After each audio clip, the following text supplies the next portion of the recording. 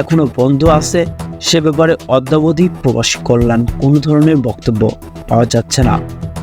জনশক্তি পেরোলের সাথে সম্পৃক্তরা বলেছেন, ওমানের শ্রমবাজারটি গুরুত্বপূর্ণ হলেও এই মার্কেটটি খোলার ব্যাপারে প্রবাসী কল্যাণ মন্ত্রণালয়ের তরফ থেকে এখন পর্যন্ত কোনো ধরনের তৎপরতা তারা দেখছে না।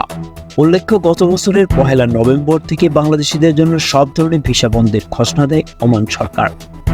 রয়্যাল ওমান পুলিশ আরপি এর পক্ষ থেকে বলা হয়, সব শ্রেণীর বাংলাদেশি নাগরিকদের নতুন ভিসা ইস্যু স্থগিত কার্যকর হবে। ওমানের ট্যুরিস্ট ও ভিজিট ভিসায় আসা প্রবাসীদের ভিসা পরিবর্তন করার সুযোগও একই সাথে স্থগিত থাকবে।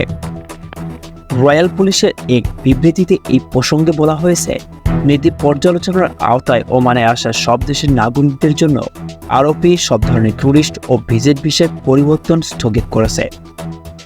এই সিদ্ধান্ত আগে প্রবাসীরা ভিজিট ভিসায় ওমানে প্রবেশ করে পরে তা কর্মসংস্থান ভিসায় রূপান্তর করতে পারতেন। নতুন আদেশের পরিপ্রেক্ষিতে ঢাকার ওমান দূতাবাস থেকে এক প্রেস বিজ্ঞপ্তির মাধ্যমে জানানো হয়েছিল, ওমান গণপ্রজাতন্ত্রী বাংলাদেশ সরকারের সাথে ঘনিষ্ঠ ও ভ্রাতৃত্বপূর্ণ সম্পর্কে মূল্যায়ন করার পাশাপাশি বাংলাদেশি প্রবাসীদের অবদানকে অত্যন্ত শ্রদ্ধা ও কৃতজ্ঞতার সাথে স্মরণ করে দেয়। এমন ঘোষণা আসার পর বাংলাদেশের তরফ থেকে বলা হয়েছিল, সিদ্ধান্তটি হঠাৎ করেই এসেছে, এটা খুবই সাময়িক। আমরা আমাদের রাষ্ট্রদূতের সাথে কথা বলেছি, আশা করছি আলোচনার মাধ্যমে খুব শীঘ্রই এর সমাধান হবে। এই ঘোষণার পর 4 মাস অতিবাহিত হয়ে গেছে। একইভাবে ওমানে নিযুক্ত বাংলাদেশ দূতাবাসে এগিয়ে সিদ্ধান্ত ওই সময় অস্থায়ী বলে অবহিত করেছিলেন।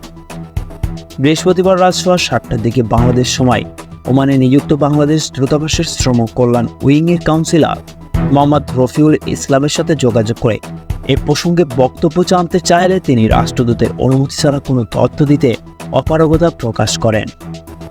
বৃহস্পতিবার সন্ধ্যার আগে প্রবাসী কল্যাণ ও বৈদেশিক কর্মসংস্থান মন্ত্রণালয়ের যুগ্ম সচিব মিশন ও কল্যাণ মোহাম্মদ সাজ্জাদ হোসেন ভুঁইয়ের সাথে যোগাযোগ করা হলে তিনি গণমাধ্যমকে বলেন, আসলে এই বিষয়টি আমাদের তরফ থেকে নয়, কর্মসংস্থান শাখা থেকে দেখেন।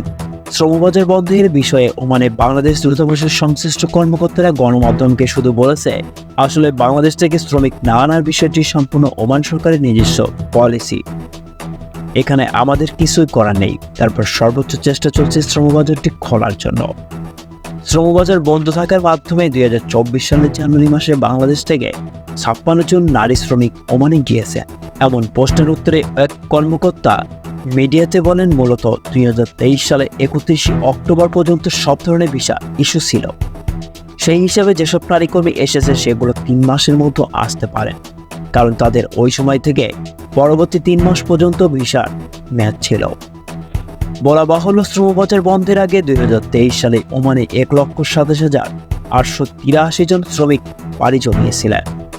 বাংলাদেশের জন্য তৃতীয় বৃহত্তম এই শ্রমবাজার বন্ধ হয় বাংলাদেশ সরকার প্রচুর রেমিটেন্স থেকে বঞ্চিত হচ্ছে। শুধু তাই নয়, অনেক বাংলাদেশি কর্মসংস্থান ব্যবসা বাণিজ্য সবকিছু থেকেই পিছিয়ে যাচ্ছে। বর্তমানে দেশটিতে বিদেশি শ্রমিকদের তালিকায় শীর্ষে রয়েছে বাংলাদেশিরা, যার মোট সংখ্যা 7,03,840 জন।